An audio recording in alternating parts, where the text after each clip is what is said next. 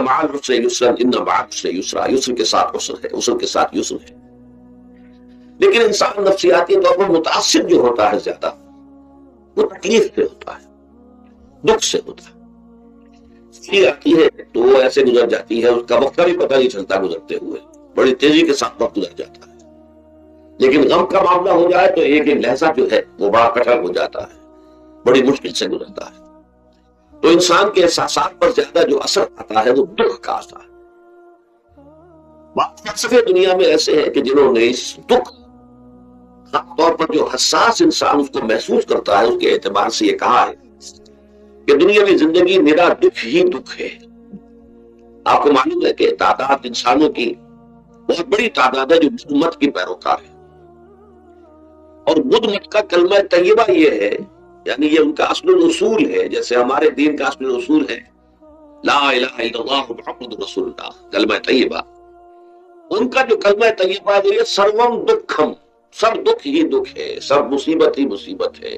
انسانی زندگی جو ہے وہ تو صرف دکھوں سے اور تکلیفوں سے عبارت ہے. اسی کو غالب نے بھی کہا ہے، آپ نے یہ شعر بھی غالب کا میں نے بہت سے دروس میں سنا ہوگا کہ قید حیات و بند غم اصل میں دونوں ایک ہیں. یہ قید حیات ہے، ابھی آپ حدیث سن رہے تھے دنیا سجن المومن، مومن کے لیے یہ دنیا کی زندگی جو ہے جیل خانہ ہے، یہ قید ہے، قید حیات. جیسے جیل میں آدمی اپنی مرضی سے نہیں جاتا، بھیجا جاتا ہے، اپنی مرضی سے نہیں نکلتا بلکہ نکالا جاتا ہے. اسی طرح لائی حیات آئے قضا لے چلی چلے، اپنی خوشی سے آئے نہ اپنی خوشی چلے. تو دنیا کی زندگی جو ہے وہ واقعتاً ایک اعتبار سے قید خانہ ہے. قید حیات و بند غم اصل میں دونوں ایک ہیں. جب تک یہ زندگی رہے گی غم بھی لگا رہے گا، تکلیفیں لگی رہیں گی، مصائب آتے رہیں گے، انسان کو دکھوں کا سامنا رہے گا، واسطہ رہے گا. موت سے پہلے آدمی غم سے نجات پائے کیوں؟ ظاہر بات ہے جب تک زندگی ہے تو غم ہے، تو موت سے پہلے نجات نہیں مل سکتی.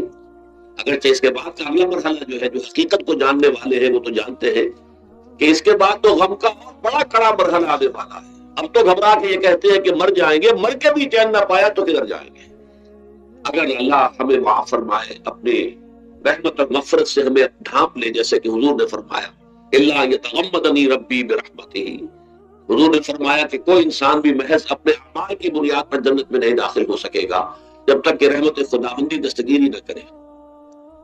کسی صحابی نے بڑی ہمت کی، بڑے جرت کا معاملہ کیا، پوچھ لیا کیا حضور آپ بھی؟ ظاہر بات ہے آپ بھی انسان ہیں، آپ بھی بشر ہیں. قرآن مجید میں کہہ لو قُلْ إِنَّمَا أَنَا بَشَرٌ مِثْلُكُمْ.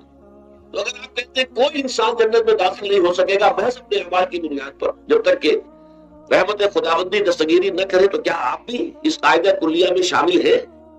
آپ نے فرمایا ہاں میں بھی. الا ان یتغمدنی ربی برحمتہ، جب تک کہ میرا رب مجھے اپنی رحمت سے ڈھانپ نہیں لے گا میں بھی جنت میں داخل نہیں ہو سکتا. تو اس اعتبار سے اللہ تعالیٰ وہاں ہمیں بچا لے. لیکن جو وہاں نہیں بچایا گیا، اب ظاہر بات ہے کہ اس کے لیے جو مصیبت ہے وہ تو پھر دائمی ہے، ابدی ہے، دکھ ہی دکھ ہے. میں اس کی طرف زیادہ جانا نہیں چاہتا. اس وقت اصل میں میرا موضوع جو ہے وہ اس دنیا میں دکھ کا علاج. اب اس اعتبار سے غور کیجیے، دکھ دو قسم کے ہیں. قرآن مجید پر جتنا میں نے غور کیا، دکھ ایک تو وہ ہے کہ جو ناگہانی طور پر آ جاتے ہیں، اس میں ہماری کسی غلطی کو دخل نہیں ہوتا. وہ کوئی آفت سماوی ہے، کوئی زلزلہ آ گیا ہے. ابھی آپ کو معلوم ہے بھوج جو قصبہ تھا گجرات اسٹیٹ کا، انڈیا کا پورا ختم ہو گیا، اور اس میں بہت سے مسلمان بھی تھے. جب کوئی آفت سماوی آتی ہے تو وہ ظاہر بات ہے کہ پھر سب کے سب لوگ اس کی لپیٹ میں آ جاتے ہیں. زلزلہ آ گیا، کوئی اور طوفان آ جائے، جیسا کہ کئی مرتبہ آپ نے اخبارات میں پڑھا ہوگا اس سال امریکہ میں بہت طوفان آئے، مشرقی ساحل پر بار بار طوفان آئے. وہاں بھی لوگ مرتے ہیں، وہاں بھی چھتیں اڑ جاتی ہیں، وہاں بھی تباہی جو ہے آتی ہے. اس حوالے سے ایک تو ہے وہ ناگہانی آفات، آفت ارضی ہو یا آفت سماوی ہو، زلزلہ ہے یا آفت ارضی ہے، طوفان آ گیا، کوئی سائیکلون آ گیا یا آفت سماوی ہے، یا کوئی آسمان سے بڑا سا پتھر آ جائے. آپ کبھی کبھی اخبارات میں پڑھتے ہوں گے کہ ایک بڑی چٹان پاس سے گزر گئی، بہت بڑی خلائی چٹان جو ہے زمین کے قریب سے ہوकर گزر گئی، زمین بچ گئی، ورنہ اگر وہ زمین سے ٹکرا جاتی تو نہ معلوم کتنا بڑا یہاں پر تباہی کا معاملہ ہوتا. بڑے بڑے جو ہے شہاب گرتے ہیں زمین کے اوپر، بڑی بڑی تباہیاں آتی رہی ماضی میں. تو یہ ہے، اور ان میں بھی تقسیم کیجئے، یہ ناگہانی تکلیف، ناگہانی مصیبت، یا کوئی آفت سماوی یا آفت ارضی، اس کی بھی دو قسمیں ہو گئی۔ ایک ہے کہ جو افراد کو متاثر کرتی ہے، انفرادی سطح، آدمی سڑک پر جا رہا تھا، پیچھے سے آ کر کسی گاڑی نے ٹکر ماری، گر گیا، ٹانگ ٹوٹ گئی، اب ظاہر بات ہے کہ اس میں اس کا کوئی قصور نہیں، یہ اللہ تعالیٰ کی طرف سے بات آ گئی ہے۔ یا یہ کہ کوئی اگر اجتماعی سطح پر آیا، جیسا کہ زلزلہ ہے، جیسا کہ کوئی سائیکلون ہے، کوئی بڑا طوفان ہے، بہت بڑے فلڈز آ گئے ہیں، اس وقت بھی موزمبیق میں فلڈ آیا ہوا ہے، ساؤتھ افریقہ میں، اور افریقہ میں پچھلے سال بھی فلڈ آیا تھا، بڑی تباہی آ رہا۔ تو یہ آفت سماوی، یہ ظاہر بات ہے کہ اجتماعی سطح پر آتی ہے، بڑی بڑی مقدار میں، تعداد میں لوگ متاثر ہوتے ہیں، لاکھوں لوگ بے گھر ہو جاتے ہیں، ہزاروں آدمی مارے جاتے ہیں۔ تو پہلی شکل جو ہے جیسا کہ میں نے عرض کیا، وہ ناگہانی دکھ، کوئی آفت ارضی، کوئی آفت سماوی، خواہ وہ انفرادی ہو خواہ اجتماعی۔ اس کے ضمن میں کیا علاج ہے؟ ظاہر بات ہے کہ اس کا علاج یہ تو نہیں ہو سکتا کہ آپ اس کو ختم کر سکیں۔ انگریزی کا ایک محاورہ ہے، What cannot be cured must be endured۔ جو چیز جو ہے جس کا علاج نہیں ہو سکتا وہ تو برداشت کرنی پڑے گی۔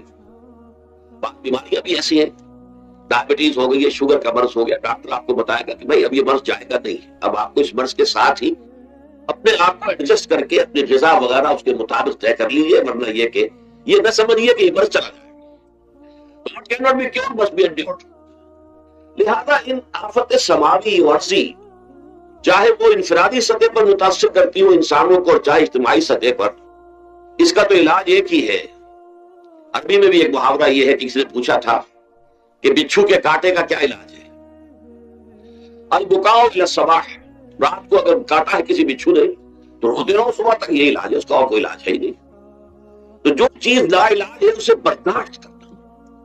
گویا کہ یہاں جو اصل شے ہوگی کہ دنیاوی آفات، ارضی و سماوی آفات، ناگہانی آفات، ناگہانی مصیبتیں، ان کے ضمن میں ہمیں ایسی شے کی ضرورت ہے جو ہمارے اندر برداشت پیدا کر دے، اس کو جھیلنا آسان بنا دے، ہم اس کی وجہ سے بجھ کر نہ رہ جائیں، ہماری ہمت جواب نہ دے جائیں، ہمارا ارادہ ختم نہ ہو جائے، ہمارا حوصلہ پست نہ ہو جائے، بلکہ برداشت ہو، جھیلنا ہو، تحمل۔ اب بھٹو صاحب کہہ رہے تھے اللہ تعالیٰ ذرا سا متحمل ہے، میں نے کہا یہ بہت غلط بات کہہ رہا، اللہ بہت متحمل ہے۔ وہ ذرا سا تو یوں سمجھیے کہ ان کے کہنے کے انداز میں یہ بات آ گئی، ذرا سا رحیم بھی ہے، نہیں وہ بہت رحیم ہے، بہت متحمل ہے، بہت حلیم ہے۔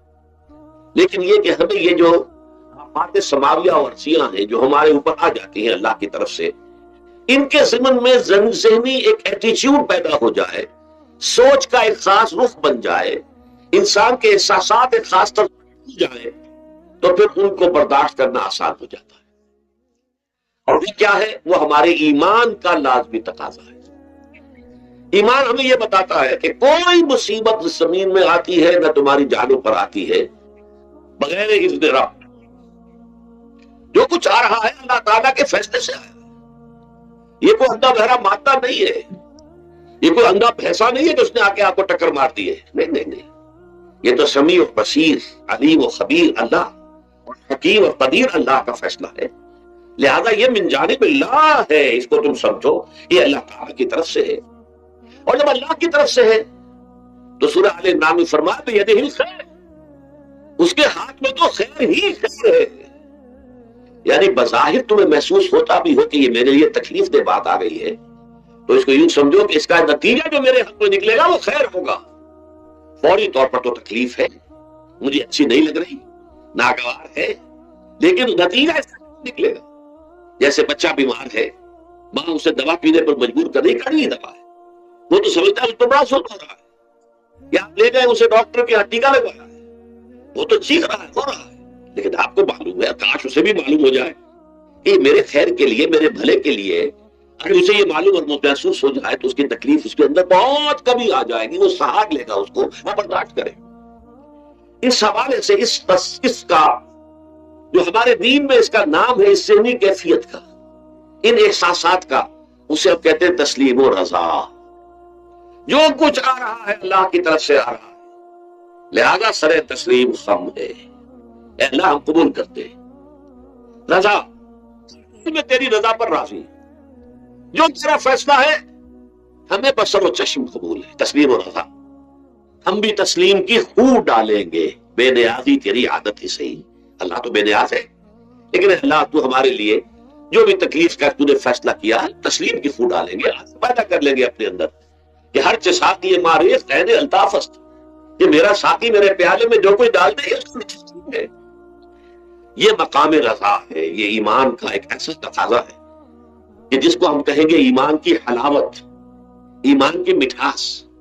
اگر آپ کا منہ کڑوا ہو جائے تو آپ چینی کھاتے ہیں تاکہ منہ کا ذائقہ ٹھیک ہو جائے، اگر تکالیف کی وجہ سے، دکھ کی وجہ سے آپ کے احساسات کے اندر کوئی خرابی پیدا ہو رہی ہے، یہ جو مقام رضا ہے یہ اس کے لیے قند ہے، یہ اس کے لیے چینی ہے، یہ اس کے لیے شہد ہے، یہ اس کی تلخی کو ظاہر کر دینے والی شیء ہے کہ اللہ تیری رضا پر راضی، راضی برضا رب۔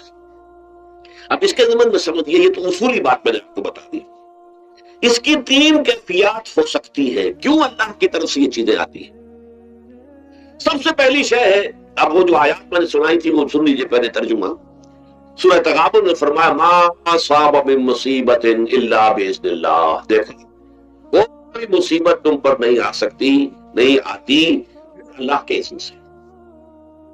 ومن یؤمن باللہ، اور جو شخص اللہ پر ایمان رکھتا ہو یہدی قلبہ، اللہ اس کے دل کو ہدایت دے دیتا ہے، اس کے دل کو سکون عطا کر دیتا ہے، وہ راضی برضائے رب ہو جاتا ہے، اس میں شکوہ نہیں رہتا، اس میں شکایت نہیں ہوتی، اس میں تلخی نہیں ہوتی، کیوں ہو گیا، کیسے ہو گیا، کیوں ہو گیا، نہیں ہونا چاہیے، نہیں نہیں نہیں۔ یہ سارا جو پیچ آدمی کھاتا رہتا ہے نا اندر ہی اندر، وہ جو پیچ کھا رہا ہے یہ سب پیش نجات نہیں گئی۔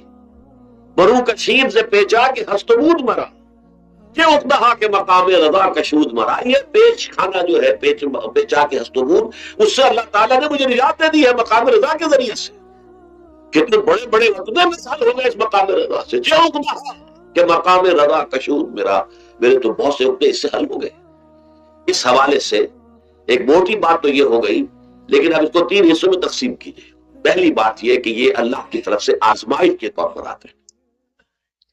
آزمائش، میرا بندہ اس پر صبر کرتا ہے یا نہیں، یا میرے خلاف بکواس کرنے پر آمادہ ہو جاتا ہے۔ اللہ تو ایسا ہے، اللہ نے تو ہم پر کبھی کرم کیا ہی نہیں ہے، اللہ تو ظالم، معاذ اللہ معاذ اللہ معاذ اللہ۔ کہیں ایسا تو نہیں، میرا بندہ جو ہے تکلیف کو جھیلتا ہے میری وجہ سے، یہ سمجھ کے کہ اللہ کی طرف سے آئی۔ یہ سب جو ہے یہ بہت بڑی کامیابی ہے اگر انسان کو حاصل ہو جائے، اور اس صبر کے نتیجے میں 2 اور باتیں پیدا ہوتی ہیں۔ یہ مضامین دروس کے اندر آتے رہے ہیں، لیکن آج ایک نئے عنوان کے تحت جمع ہو کر آ رہے ہیں۔ پہلی بات یہ ہوتی ہے کہ یہ امتحان کا نتیجہ کیا نکلتا ہے کہ آپ نے ایک امتحان پاس کیا تو آپ کے اگلے درجے میں ترقی ہو جاتی ہے۔ 5ویں کا امتحان پاس کر لیا نا تو 6ٹھی میں جائیں گے، اب 6ٹھی کا امتحان پاس کریں گے تو 7ویں میں جائیں گے، 7ویں کا پاس کریں گے تو 8ویں میں۔ درجہ بدرجہ انسان کی دینی، ایمانی اور روحانی ترقی کا ذریعہ یہ آزمائش ہوتی ہے۔ جتنا اس میں صبر ہوگا، جتنا اس میں تسلیم و رضا جو ہے آپ حاصل کرتے جائیں گے تو آپ کے درجے بلند ہوتے چلے جائیں گے۔ آپ کا امتحان کڑے سے کڑا آئے گا، بڑے سے بڑا آئے گا، مشکل سے مشکل تر آئے گا۔ ایک وقت میں ایم اے کا امتحان بھی آپ کو دینا ہوگا، ایک وقت ہو سکتا ہے پی ایچ ڈی کے لیے تھیسس آپ لکھے، پھر اس کے اوپر جو ہے ٹیم بیٹھی ہوئی اور آپ سے وہ بحث کرے، جرک کرے آپ سے، وہ بھی کرنا ہوگا۔ لیکن یہ کہ اگر پرائمری ہی میں فیل ہو گئے تو اس کا سوال ہی پیدا نہیں ہوتا کہ کبھی آپ ایم اے کا یا پی ایچ ڈی کا تھیسس بھی لکھیں۔ اور اسی کو دوسرے انداز میں کہا گیا ہے قرآن مجید میں، وَلَيُبْلِيَ الْمُؤْمِنِينَ مِنْهُ بَلَاءً حَسَنًا۔ اصل میں ابلا کہتے ہیں، بلا یبلو جو ہے عربی زبان میں آتا ہے آزمانا۔ خلق الموت والحیات لیبلوکم ایکم احسن عملا، یہی معنی ابتلا کے، ابتلا یبتلی آزمانا۔ ابلا ابلی جو آتا ہے باب افعال سے، اس میں آتا ہے کسی کو کسی تکلیف میں ڈال کر اس کو نکھارنا، کہ اس کا جوہر نکھر جائے، اس کے اندر جو خیر ہے وہ اور چمک جائے، لوگوں کو بھی معلوم ہو جائے کہ یہ شخص اس مقام کا اہل ہے، اس کے اندر یہ صلاحیت ہے، اس میں یہ قوت موجود ہے۔ تو یہ گویا کہ اہل ایمان کی صلاحیتوں کو نکھارنے کے لیے اور ان کے درجات کی ترقی کے لیے بھی اللہ تعالیٰ دنیا کے اندر یہ مصیبتیں اور امتحانات جو ہیں آزمائش کے حوالے سے افراد پر بھی اجتماعی طور پر بھی لاتا ہے۔ اور ایک اس کا اور بھی ہے، اہل ایمان پر اس طرح کے ابتلاء و آزمائش کی ایک نوعیت اور بھی ہے۔ اور وہ یہ ہے کہ جو بھی آپ سے غیر ارادی طور پر یا یہ کہ آپ نے کوئی گناہ ارادی طور پر بھی کر لیا، اللہ تعالیٰ اس کی سزا اسی دنیا میں دے کر آخرت کی سزا سے محفوظ کر دیتا ہے۔ گویا کہ اس سے بڑا خیر کیا ہوگا؟ یہاں کی سزا کیا ہے؟ جھیل لی آپ نے، بخار آ گیا، ٹانگ ٹوٹ گئی، چلیے 3 مہینے آپ بستر پر ٹھہرے گا، اور کچھ نہیں۔ لیکن یہ کیا آخرت کی سزا ملتی ہے؟ بہت عظیم ہوتی ہے۔ لہذا کفارہ بناتا ہے اللہ تعالیٰ گناہ، جو بھی گناہ ہو گئے ہیں، غلطیاں ہو گئی ہیں، ان کا کفارہ اللہ تعالیٰ بندہ مومن کے لیے، حضور کی ایک حدیث ہے، اس کا مطلب مجھے اس وقت یاد نہیں ہے، کہ مومن کا معاملہ عجیب ہے، اسے کوئی تکلیف پہنچتی ہے سب کرتا ہے، اس کے گناہوں کا کفارہ بن جاتا ہے، اور اگر کوئی خوبی ملتی ہے تو اللہ تعالیٰ کا شکر ادا کرتا ہے، اس کے درجات بلند ہو جاتے ہیں۔ تو یہ معاملہ جو ہے اللہ تعالیٰ کی طرف سے بندہ مومن کے حق میں خیر، کہ در حقیقت اس کے ان گناہوں کی پاداش کہ جو اس نے یہاں کر لیے ہیں، یہی دنیا میں دے کر دھو دیا جائے، پاک کر دیا جائے۔ جیسے آپ کو معلوم ہے دھوبی جو ہے کپڑے کو مٹی میں چڑھاتا ہے، گرم پانی میں ڈالتا ہے تاکہ اس کا میل نکلے، اس کے آگے پٹکتی بھی ہے ذرا اس کو تاکہ وہ میل اچھی طرح چھٹ جائے اس سے۔ اسی طرح اگر دنیا میں ہمارے میل چھٹ جائیں، دنیا میں اگر ہمارے گناہ دھل جائیں، تو یہ بڑے نفع کا سودا ہے، بڑے نفع کا سودا ہے، بڑے نفع کا سودا ہے۔ اس اعتبار سے آپ غور کیجئے کہ اگر یہ حقائق ہمارے سامنے رہے تو کیا کوئی تکلیف دنیا کی ہمیں بھاری محسوس ہوگی؟ ہمیں تو بتایا یہ گیا ہے کہ عسیٰ ان تکرہوا شیئا وہو خیر لکم وعسیٰ ان تحبوا شیئا وہو شر لکم واللہ یعلم وانتم لا تعلمون۔ ہو سکتا ہے کہ تم کسی چیز کو ناپسند کرو، ذرا حالانکہ اسی میں تمہارے لیے خیر ہے، تمہیں نہیں۔ تم کسی چیز کو پسند کرو، ذرا حالانکہ اس میں تمہارا شر ہے، لیکن تمہیں نہیں معلوم۔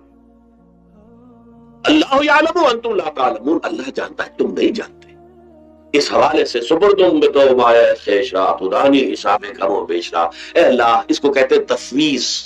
یہ سورہ تغابن کے 10ویں تمام مضامین تفصیل سے آتے ہیں کہ ایمان کے جو باطنی سوال تھے اس میں سب سے پہلے مقام رضا ہے، پھر تفویض ہے، توکل ہے۔ آپ محنت کر رہے ہیں، محنت کر رہے ہیں، محنت کر رہے ہیں، نتیجہ نہیں نکلا۔ ایک نتیجہ یہ نکلے، ایک بچے نے بہت محنت کی، دن رات کام کیا، فیل ہو گیا امتحان، اب صدمے سے کمر ٹوٹ سکتی ہے اس کی، لیکن نہیں، ہو سکتا ہے کہ اللہ تعالیٰ نے اسی میں میرے لیے خیر رکھی، اس لیے کہ ہماری محنت سے کچھ نہیں ہوگا، ہمارے مادی وسائل سے کچھ نہیں ہوگا، ہوگا اللہ کے اذن سے، اللہ کی مرضی سے، اللہ کی مشیت سے۔ یہ ہمارے لیے خاص طور پر اس اعتبار سے بہت اہم نقطہ ہے، ہم سب راہ حق کے مسافر ہیں، اپنے اپنے بس پڑتے محنت کر رہے ہیں، وقت بھی صرف کر رہے ہیں، مال بھی صرف کر رہے ہیں، محنت کر رہے ہیں، مشقت کر رہے ہیں، لیکن فرض کیجئے جیسا کہ ہے، پھر واقع فرض کیا کیجئے، وہ تو واقع سامنے کی بات ہے، نتائج نکلتے نظر نہیں آتے، قدم نہیں بڑھ رہے، ہماری طرف لوگوں کا رجوع عام نہیں ہے، ٹھیک ہے، اس پر قطعاً بدل ہونے کی بات نہیں ہے، یہ اللہ تعالیٰ کی مشیت میں ہوگا، جب وہ چاہے ہوگا۔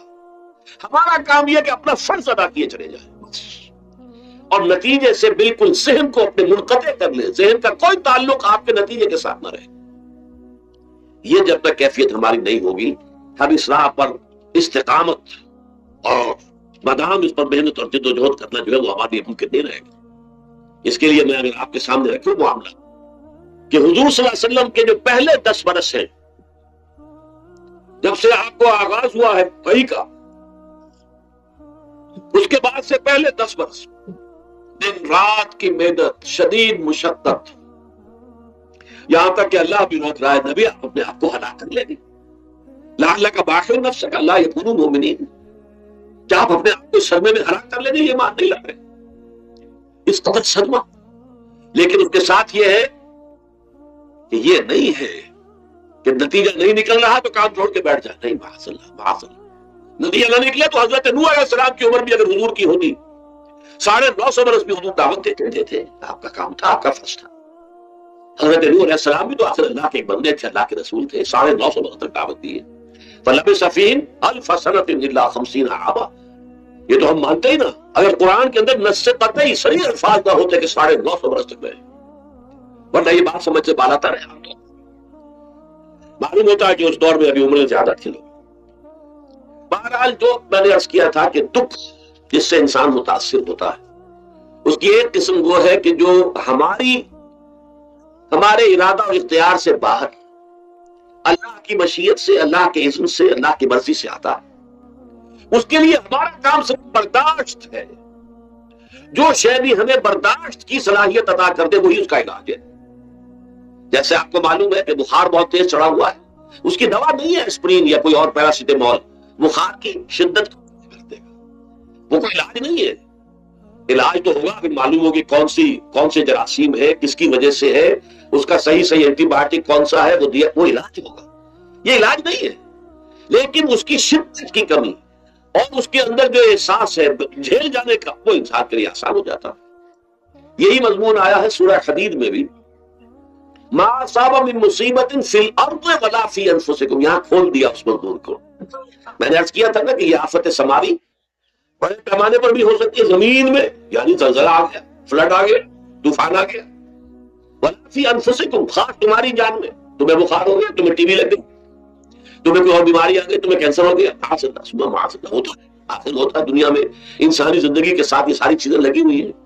لیکن یہ چیزیں ما اصاب من مصیبت فی الارض ولا فی انفسکم، نہیں پڑتی تم پر کوئی پڑنے والی کوئی مصیبت، کوئی تکلیف، نہ پوری زمین میں بڑے پیمانے پر، نہ تمہاری جانوں میں انفرادی سطح پر، الا فی کتاب من قبل ان نبراها، مگر یہ کہ وہ تو ایک کتاب میں، کتاب اللہ کے علم کی کتاب، ام الکتاب، اس میں پہلے سے درج موجود ہے.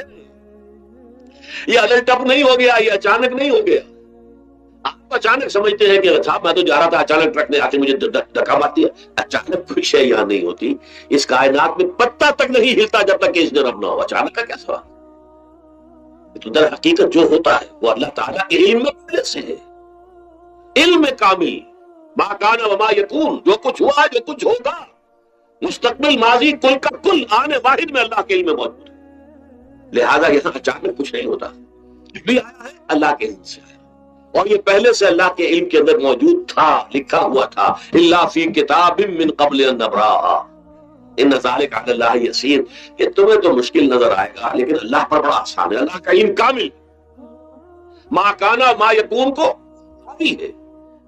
لِكَيْ لَا تَأْسَوْا عَلَىٰ مَا فَاتَكُمْ، تاکہ تم افسوس نہ کیا کرو ان چیزوں پر جو تم سے چھوٹ جائیں، جاتی رہے، چھن جائیں. کوئی موقع تھا ہاتھ سے نکل گیا، کوئی دولت تھی اس پر ڈاکہ پڑ گیا، کوئی اور مصیبت ہے وہ آ گئی، کوئی عزیز فوت ہو گیا، اکلوتا بیٹا تھا فوت ہو گیا. فَاتَكُمْ، فات سے ہی فوتیدگی ہے نا. جو شے بھی نکل جائے، چلی جائے، ہاتھ سے جاتی رہے، چاہے وہ کوئی آپ کا عزیز تھا جو فوت ہو گیا تو آپ کے ہاتھ سے نکل گیا، یا کوئی مال تھا جو آپ کے قبضے سے نکل گیا، ڈھاکہ پڑ گیا، چوری ہو گئی، نقصان ہو گیا کاروبار میں بہت بڑا، اس پر افسوس نہ کیا کرو.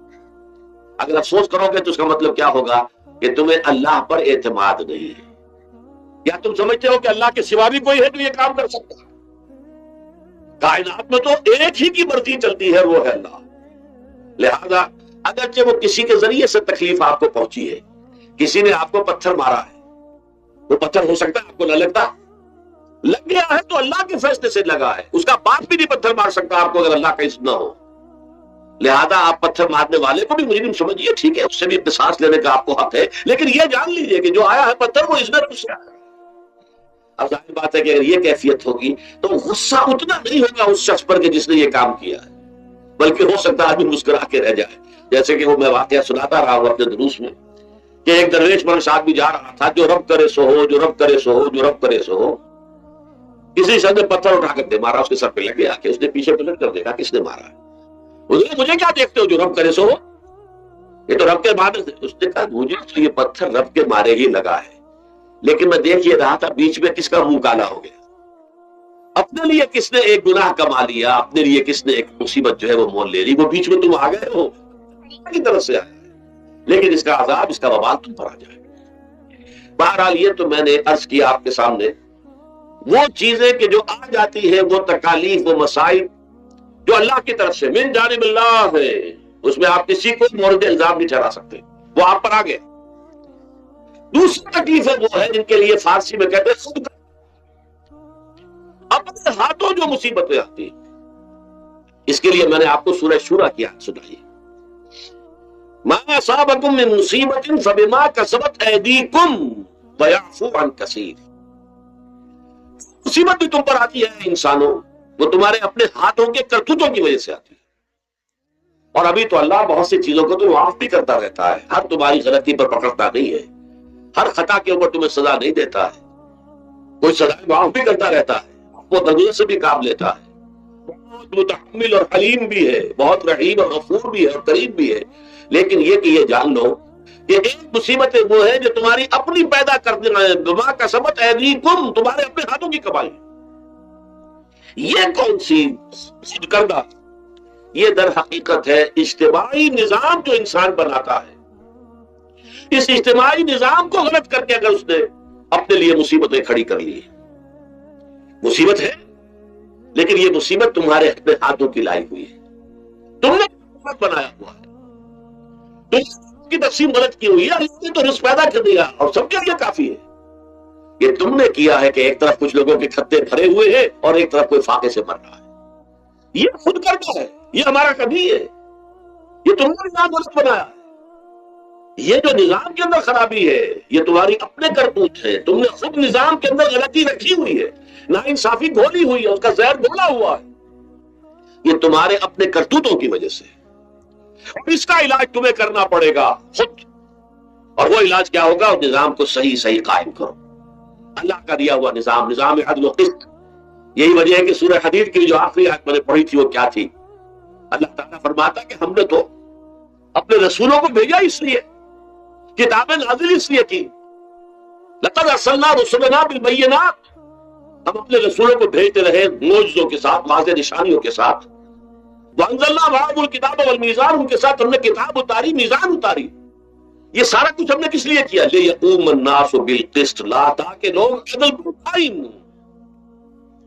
اب تم نے اس عادل پہ نظام کو چھوڑ کر اللہ کے دیے ہوئے نظام کو تج کر تم نے خود اپنا نظام بنا لیا، تو ظاہر بات ہے سرمایہ دار جب نظام بنائے گا تو وہ مزدور کے بارے میں نہیں سوچ سکتا، اسے تو اپنی مصلحتیں نظر آئیں گی، اس کے سامنے تو اپنا نفع ہوگا، جتنا زیادہ سے زیادہ نفع کما لوں، جتنا ان مزدوروں کا خون نچوڑ سکوں نچوڑ لوں۔ زمیندار نظام بنائے گا تو وہ بیچارے کاشتکار مزارے ہاری اس کی مصلحت نہیں دیکھ سکتا، وہ تو کہے گا مجھے اپنے بچوں کو انگلستان بھیجنا ہے تعلیم کے لیے، مجھے اپنے لیے جو ہے اسلام آباد میں بھی بنگلہ بنانا ہے اور پری میں بھی بنانا ہے، اور پھر مجھے تو ایئر کنڈیشن بنگلے چاہیے ہر جگہ پر، وہ تو اپنے مصلحت دیکھے گا۔ غریب کے ساتھ کیا بیت رہی ہے جو دن رات کی محنت اور مشقت کر رہا ہے، جس نے ہل چلایا ہے، جس نے بیج ڈالا ہے، جس نے پانی دیا ہے، جس نے فصل کی دیکھ بھال کی ہے، جس نے پھر فصل کاٹی ہے، اس کے لیے تو بمشکل دو وقت کا گزارا، وہ بھی بمشکل، اور اس کے علاوہ نہ اس کے بچے کے لیے علاج معالجے کی کوئی سہولت ہے، نہ اس کی اولاد کے لیے تعلیم کی کوئی بندوبست ہے، لیکن یہ کہ اسی کی محنت کے نتیجے میں عیش اڑا رہا ہے وہ زمیندار اور جاگیردار، ان کے محل ہے، ایئر کنڈیشن ہے، ان کے بچے انگلستان اور امریکہ میں تعلیم حاصل کرتے ہیں، اب آگے بڑھ کر انہوں نے کارخانے دار بھی وہ بن گئے، وہی لوگ ہیں جو اعلیٰ تعلیم حاصل وہ کرتے تو وہی بیوروکریٹس بنتے ہیں، انہیں میں بڑے بڑے افسر آئیں گے۔ عام آدمی جو ہے وہ تو شاذ دکھ، کچھ لوگ بہت ذہین بچے بھی ہوتے ہیں، غربا کے بچے بھی ہوتے ہیں، کبھی کبھی نکل آتے، لیکن وہ تو کوئی ایک دو دادے ہوں گے ایسے جو بہت ہی انتہائی طور پر غیر معمولی طور پر ذہین ہو۔ آپ بچہ کہاں کرے گا، کیسے جائے گا؟ لہذا وہ پیچھے رہ جائے گا، وہ جونیئر کلرک ہوگا یا بہت تیر مارے گا سینئر کلرک ہو جائے گا، اپر گریڈ کلرک ہو جائے گا، لوور گریڈ کلرک سے ڈر کر اللہ اللہ خیر سنا۔ یہ کمشنر کون ہوں گے، ڈپٹی کمشنر کون ہوں گے، یہ تو ظاہر بات ہے اسی، سیکریٹری کون ہوں گے، یہ 22 گریڈ والے کون ہوں گے، 21 گریڈ والے کون ہوں گے، ان کی اکثریت انہی لوگوں میں سے ہوگی۔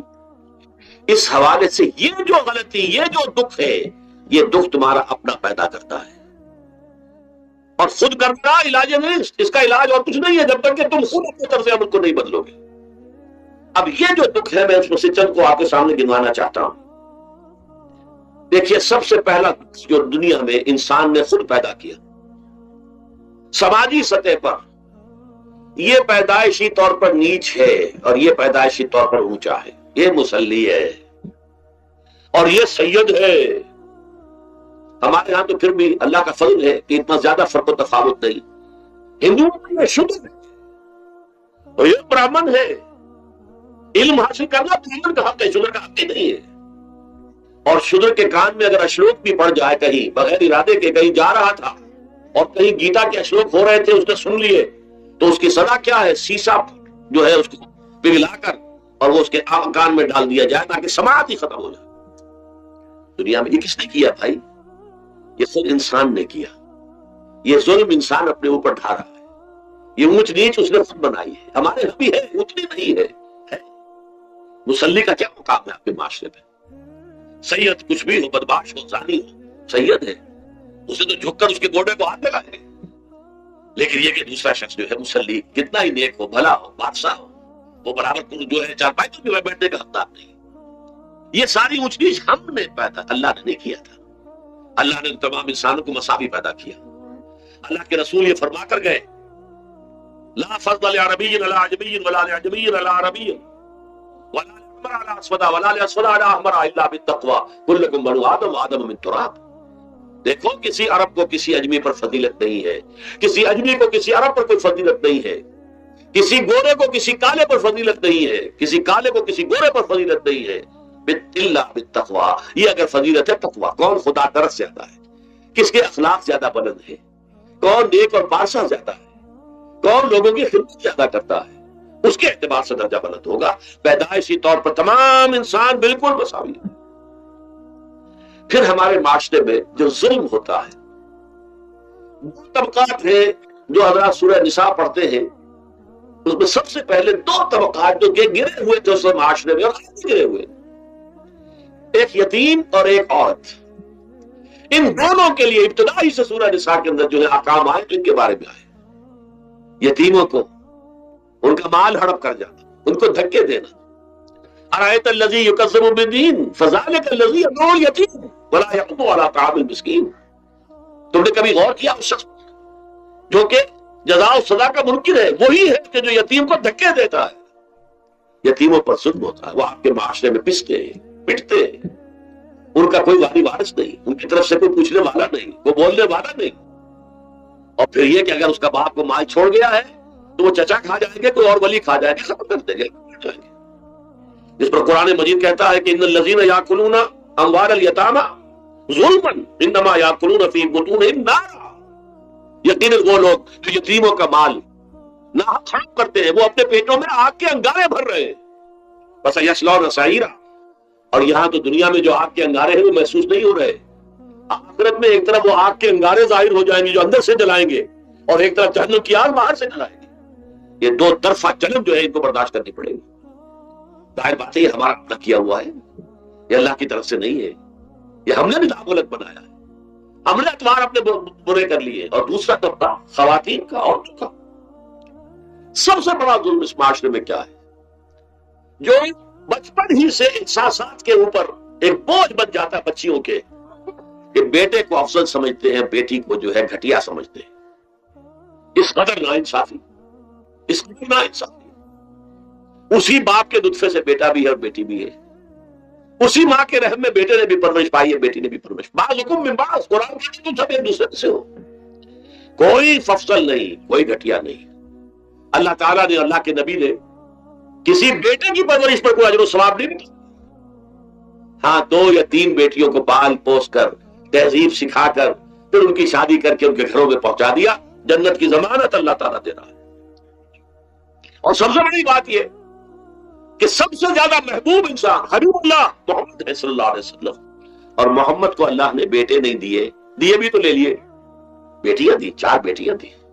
اور کتنی محبت کرتے تھے محمد صلی اللہ علیہ وسلم کی بیٹیوں سے، خاص طور پر حضرت فاطمہ سے. وہ تو آپ سیرت میں پڑھیے کتنی محبت، کس محبت.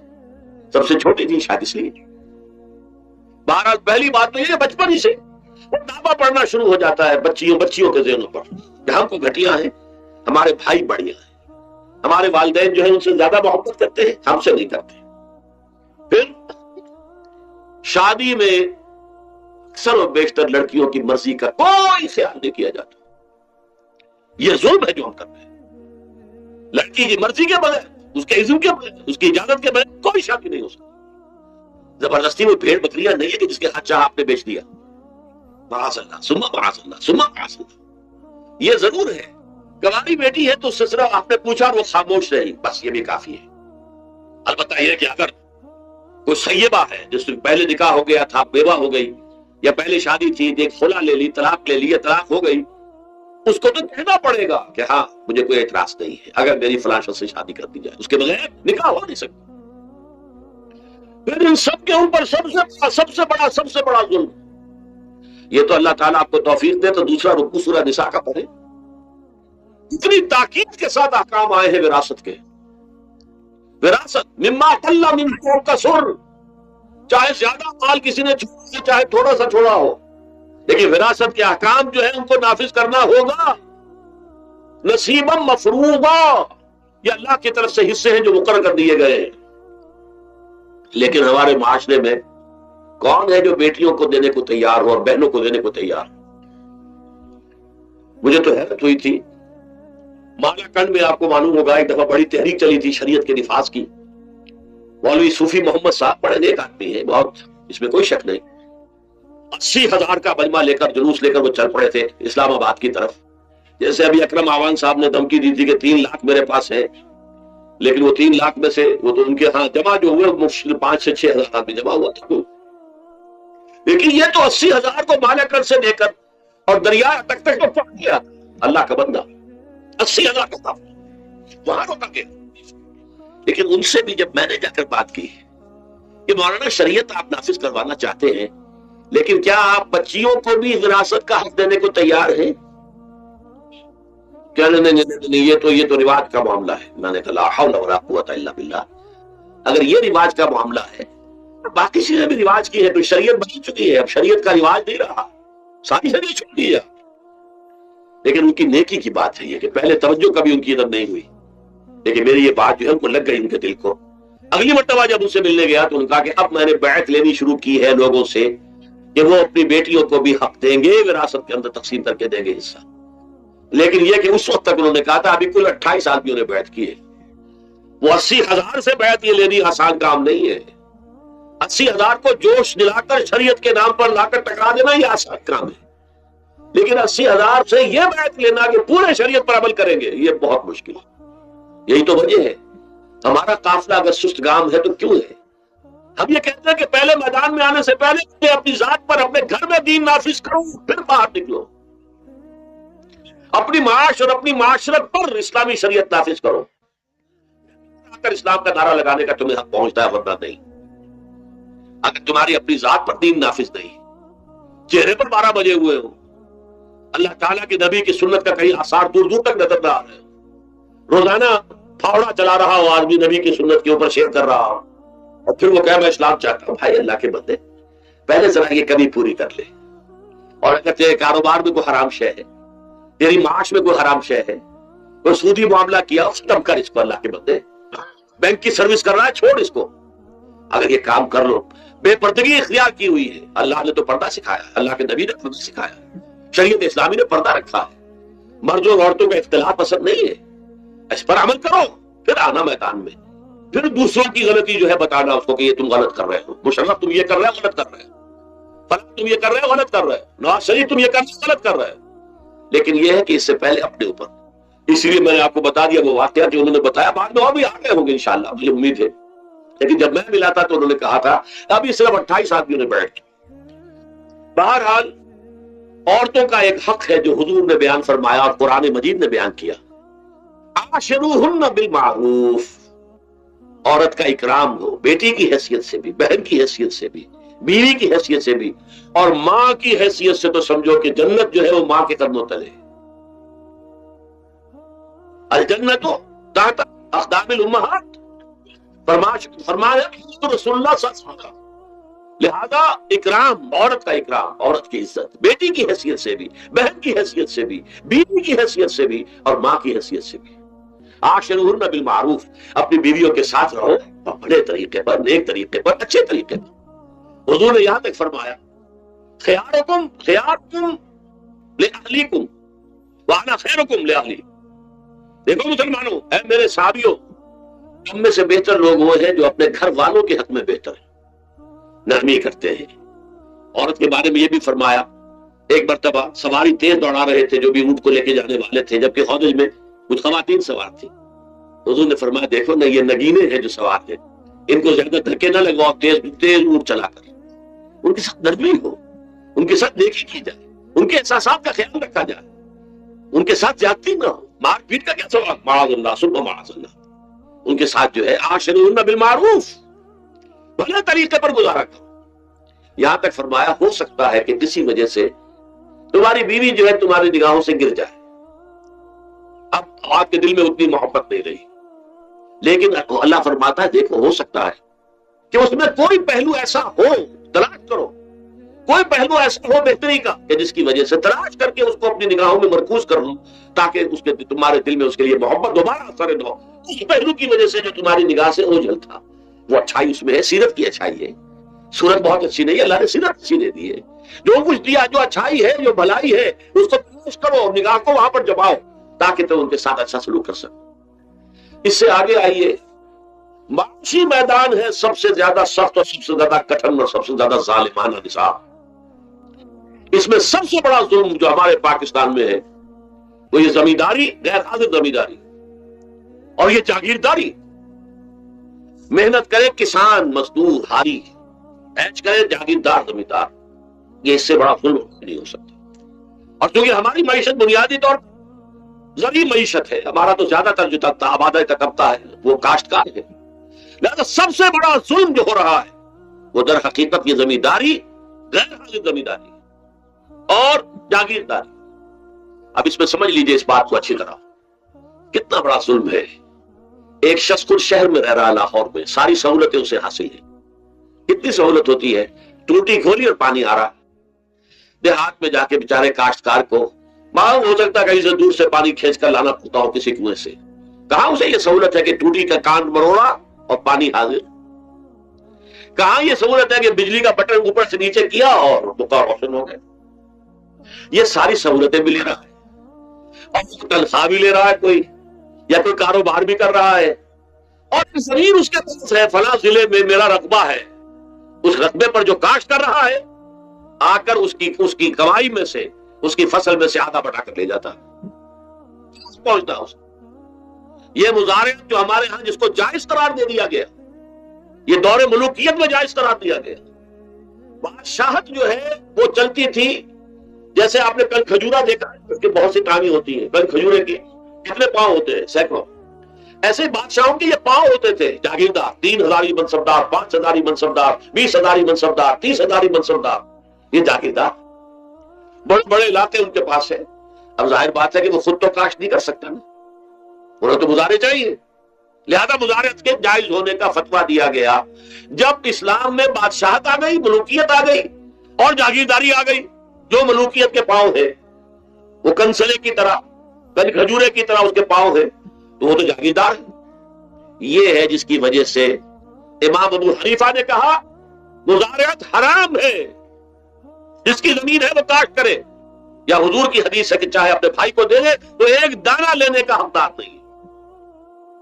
اگر تو تمہارا کوئی اور ذریعہ معاش نہیں ہے تو ٹھیک ہے، جاؤ کام کرو، تمہارا کوئی اور ذریعہ معاش ہے، تمہارا کاروبار ہے، تمہاری دکان چل رہی ہے، تم ملازمت میں ہو، تمہیں تنخواہیں مل رہی ہے، تمہارا پروویڈنٹ فنڈ بھی جمع ہو رہا ہے، تمہیں تو تمہارے ریٹائرمنٹ کے بعد وہ پینشن بھی مل جائے گی، اور اس کے ساتھ ساتھ تم نے یہ ظلم روا رکھا، زمین اگر ہے یا تو جاؤ کاشت کرو، ورنہ یہ کہ اس زمین کو دے دو اپنے کسی بھائی کو، ملکیت تمہاری رہے گی، کاشت وہ کرے گا تو جو فصل ہوگی اس کی برداشت بھی وہی کرے، وہی لے کر جائے۔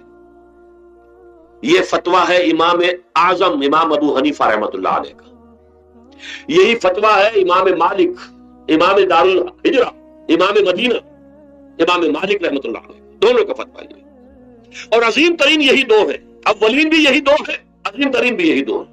امام شافعی بھی شاگرد ہے امام مالک کے، امام احمد بن حنبل شاگرد ہے امام شافعی کے، ٹاپ پر کون ہے؟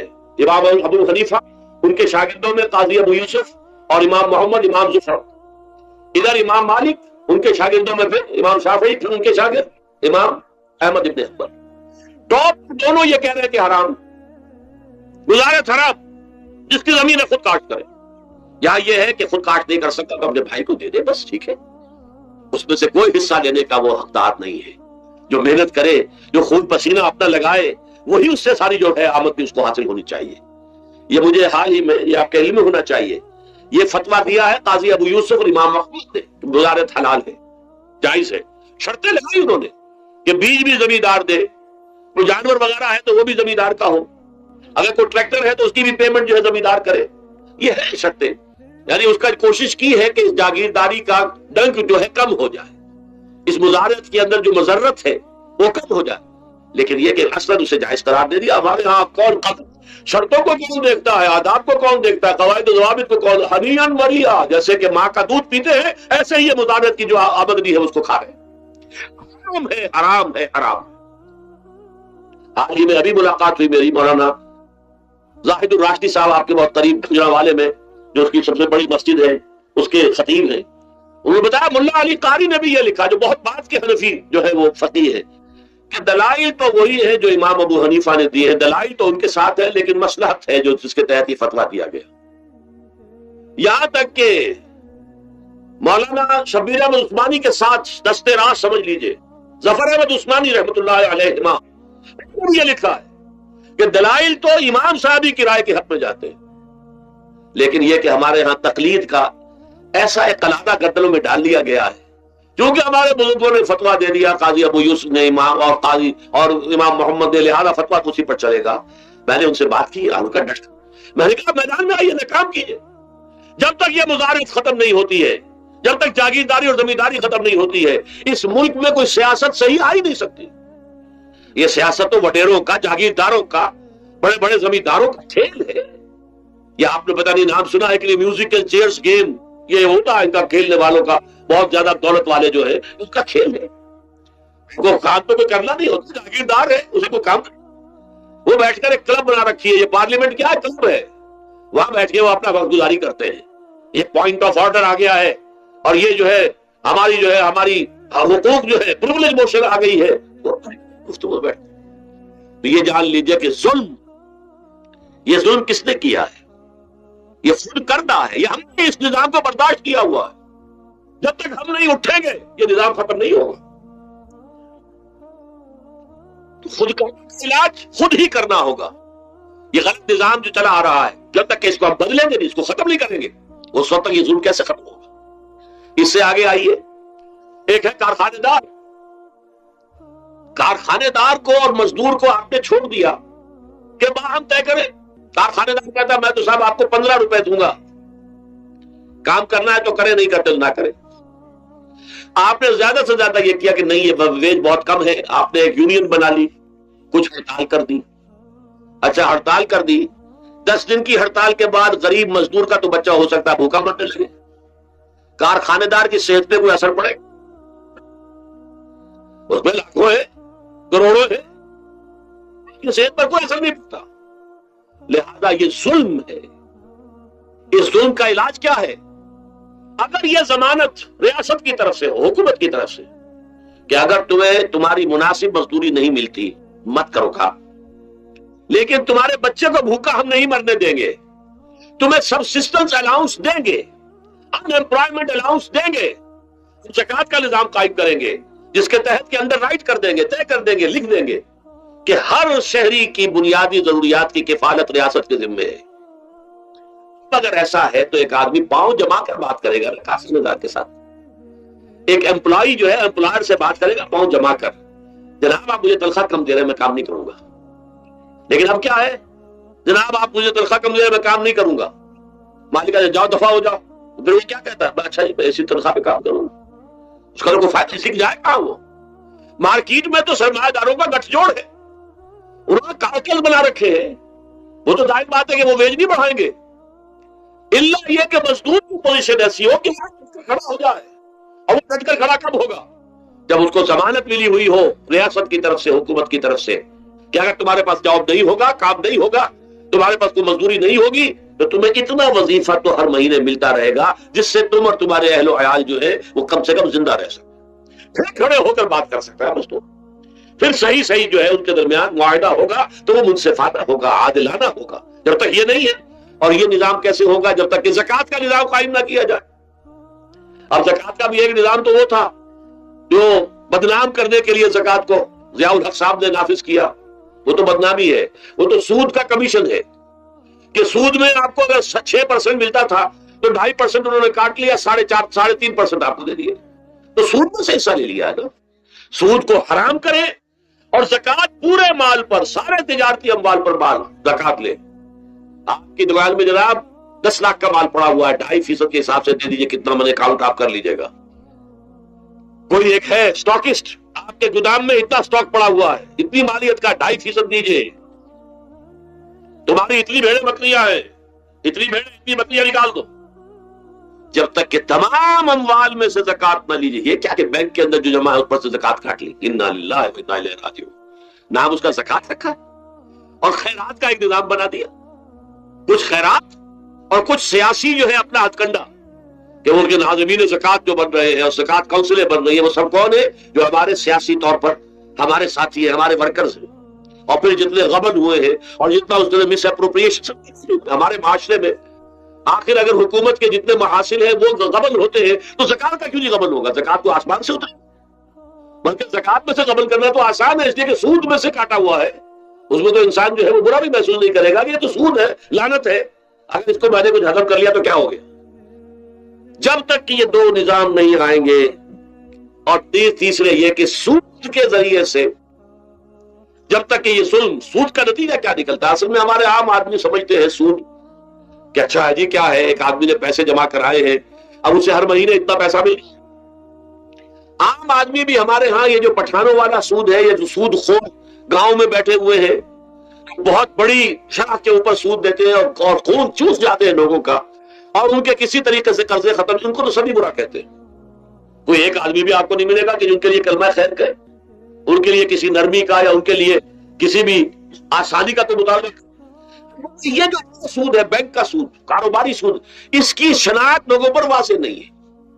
یہ ایک بہت بڑے پیمانے پر یہ برائی جو ہے آپ کو انڈیویجول پر نہیں نظر آ رہی. انڈیویجول تو بظاہر سمجھتا ہے ایک فرد، بھائی ٹھیک ہے، میں جو دکان کے لیے مجھے قرض چاہیے تھا، مجھے قرض مل گیا، میں اپنا کاروبار کر رہا ہوں، تو میں جو کمائی کر رہا ہوں اس میں سے بینک کو بھی حصہ دے رہا ہوں اپنا، اس کا سود کا. اس میں کیا خرابی ہو گئی؟ اس کی خرابی سمجھ میں آتی جب آپ کو معلوم ہو اسی سود کے ذریعے سے دنیا میں اس وقت ایک چھوٹی سی اقلیت ہے، کل 1 کروڑ یا 1.25 کروڑ یہودی، اور پوری دنیا کی دولت کے اوپر قابض ہو کر بیٹھ گئے. یہ سارا وہ بینکنگ نظام جو یہودیوں نے بنایا، یہ IMF ورلڈ بینک، جس کے ہم اس وقت غلام بن کر رہ گئے. ہمارا چیف مارشل ایڈمنسٹریٹر اسے کہے یا چیف ایگزیکٹو کہے، ہمارا تو حکمران ہے، ہمارا بادشاہ اس وقت، اور وہ بادشاہ سلامت کہتے ہیں کہ یہ IMF اور ورلڈ بینک کے لوگوں کے گوڈے ہمیں پکڑنے پڑتے ہیں. گوڈے گٹے کیوں؟ ہم غلام ان کے پکڑے ہوئے سود کے اندر. پوری دنیا کو یہودی سود خوروں نے در حقیقت اپنے شکنجے میں جو جکڑا ہے، جس طریقے سے کہ ان کو اپنے اندر ایک اپنے پورے ہتھ کنڈوں کے اندر جو باندھ کے رکھ دیا ہے، یہ سود کے ذریعے سے. اور اس کا نتیجہ کیا نکلتا ہے؟ دیکھیے، امریکہ میں کہتے ہیں بڑی جمہوریت ہے، لوگ ووٹ دیتے ہیں، لیکن حقیقت اگر لوگ جانتے ہوں کہ دیوے استبداد جمہوری قوام پائے کو، تو سمجھتا ہے یہ آزادی کی ہے نیلم پٹی. تم نے خود شاہی کو پہنایا ہے جمہوری لباس، جب ذرا آدم ہوا ہے خود شناس و خود نگر. اب امریکہ میں اصل میں کیا ہے؟ امریکہ میں کیپٹلسٹ کا نظام ہے. یہ حکومت کس کی ہے؟ سرمایہ داروں کی ہے. جو کروڑ پتی نہ ہو وہ الیکشن نہیں لڑ سکتا، اور کروڑ پتی جو ہے اپنے پیسے کی بدولت وہ صحافیوں کو خرید لے گا، ٹیلی ویژن چینل خرید لے گا، وہ لوگوں کے ذہنوں پر چھا جائے گا، آ جائے. یہ گورنمنٹ آف دی کیپٹلسٹ ہے، ناٹ عوام. یہ دھوکہ ہے سرمایہ داروں کا. وہاں وہ جاگیردار اس طرح کے نہیں، سرمایہ دار ہے. وہاں جاگیرداری کی وہ حیثیت نہیں رہی، اس لیے کہ ان کے تحت آدمی نہیں ہوتے. وہ تو اگر بڑے بڑے رینچ ہیں، بڑے بڑے اگر فارم ہے، تو وہاں بھی آپ کو معلوم ہے کہ چونکہ مشینوں کے ذریعے سے بوائی بھی ہو رہی ہے اور ہل بھی چل رہا ہے مشینوں سے، بوائی بھی مشینوں سے، کٹائی بھی مشینوں سے، تو زیادہ انسان کی ضرورت ہی نہیں رہی. لہذا وہ سیاسی نظام وہ نہیں ہے جو یہاں کا ہے، لیکن وہ زمیندار بھی وہاں کا کیپٹلسٹ ہے، نظام کیپٹلسٹ کا ہے. تو در حقیقت یہ ڈیموکریسی جو ہے، اس سے جو کہتے ہیں government of the people by for the people, نہیں، گورنمنٹ آف دی کیپٹلسٹ، سرمایہ دار کی حکومت ہے. اور سرمایہ دار جو ہے اس نے اپنی کلب بنائی ہوئی ہے، بیٹھا ہے، پارلیمنٹ ہے، یہ کانگریس ہے، یہ سینٹ ہے، یہ سرمایہ داروں کی کلب ہے. باقی عوام کے لیے وہاں کیا ہے؟ واقعہ یہ ہے کہ عام آدمی امریکہ کا بھی یہ ضرور ہے کہ بنیادی ضرورتیں محنت کر کے خون پسینہ ایک کر کے اپنی وہ حاصل کر لیتا ہے، لیکن بہت نچلی سطح پر ہے. عام آدمی وہاں بھی بہت نچلی سطح پر ہے، اور ایسے لوگ ہیں معدود گنتی والے جو 40 50 بلین کا چیک لکھ سکتے ہیں وہ سب یہودی ہے. House of Rothschilds, house of Goldsmiths, یہ سٹی بینک جو یہاں بھی آ گیا ہے اپنی ساری گندگیاں پھیلانے کے لیے، سٹی ہاؤسز اور سٹی کار، یہ کیا ہے؟ یہ جکڑ لینا ہے آپ کو. آپ کو ذرا سا دھوکہ دیا، جاؤ جی لے لیجیے کوٹھی لے لیجیے، ہم آپ کو کر سکتے ہیں. آپ پھول گئے اتنی بڑی کوٹھی کا میں مالک ہو گیا. اب جب اس کا قرض دینے کے چکانے کا معلوم ہوا کہ میں تو غلام ہو کر رہ گیا ہوں، جو کماؤں وہ سارا کا سارا ان کی قسط کے اندر چلا جائے گا. اور اگر خدا نہ خواستہ کہیں ڈیفالٹ کر گیا تو جتنا میں نے دیا تھا وہ بھی ہضم، اور مکان وہ ضبط کر کے اور نیلام کر دیں گے. اللہ اللہ خیر. لیکن وقتی طور پر ذرا سا دھوکہ جو ہو جاتا ہو، دیکھو اتنی بڑی کوٹھی کا میں مالک ہو گیا، دیکھو اتنی لمبی کار میرے پاس آ گئی، دیکھو فلاں شے میں نے حاصل کر لی، لیکن اس کا نتیجہ جو نکلتا ہے وہ تو وہاں والوں سے پوچھئے جس طریقے سے کہ وہ غلام بن کر رہ جاتے ہیں، وہ مزدور بن کر رہ جاتے ہیں. جیسے بھٹوں میں آپ نے دیکھا ہے، بھٹوں میں جو مزدور ہوتے ہیں وہ بکے ہوئے ہوتے ہیں، وہ غلاموں کی طرح ہوتے ہیں. ان کو بلکہ لوگ ایک دوسرے سے خرید کر لے کر جاتے ہیں. ایک بھٹے والا آتا ہے اور دوسرے بھٹے کی جو مزدور جو غلام ہے ان کو وہ وہاں کی پیمنٹ کر کے اور لے جاتا ہے. وہ بالکل ان کے شخص کی طرح ہے، ان کے غلاموں کی طرح. یہ ساری جو میں نے آپ کے سامنے گنوائی ہے، یہ در حقیقت نوع انسانی کو جو تقسیم کیا گیا، انگریزی میں آپ کہتے ہیں ہیو اور ہیو ناٹس. قرآن نے اس کے لیے کیا لفظ استعمال کیا؟ محرومین اور مترفین. اور ان مترفین کی وجہ سے اللہ کا عذاب آتا رہا دنیا میں. ان کے گلچھرے ابھی بسنت منائی، کس نے منائی؟ یہ لکھپتی کروڑ پتی ہیں، انہوں نے عیش کیے ہیں، راتوں کو نیند حرام کی ہے لوگوں کی، یہ بسنت منا رہے ہیں. کیا ہو رہا ہے؟ در حقیقت یہ وہی ہے مترفین. سورہ بنی اسرائیل میں فرمایا جب ہم یہ فیصلہ کر لیتے وَإِذَا أَرَدْنَا أَن نُهْلِكَ قَرْيَةً أَمَرْنَا مُتْرَفِيهَا فَفَسَقُوا فِيهَا فَحَقَّ عَلَيْهَا الْقَوْلُ فَدَمَّرْنَاهَا تَدْمِيرًا. جب ہمارا فیصلہ ہوتا ہے کہ کسی بستی کو، کسی علاقے کے لوگوں کو ہلاک کر دیں، تو مترفین جو ہے دولت مند لوگوں کو ہم حکم دے دیتے ہیں، آزادی دے دیتے ہیں، ان کی لگام ڈھیلی کر دیتے ہیں، اس میں فسق و فجور کا بازار گرم کر دیتے ہیں. اور جب پورا فسق و فجور کا بازار گرم ہو جاتا ہے، اچانک ہماری پکڑ آتی ہے، دمرناها تدمیرا، ہم اس کو پٹخ کر رکھ دیتے ہیں، ٹکڑے ٹکڑے کر دیتے ہیں. یہ مترفین. اور دوسری طرف محرومین. اسی طریقے سے مستضعفین اور مستکبرین. ایک طرف مستکبرین ہے، ہاٹی پیپل، جو کہ پارلیمنٹوں میں جاتے ہیں،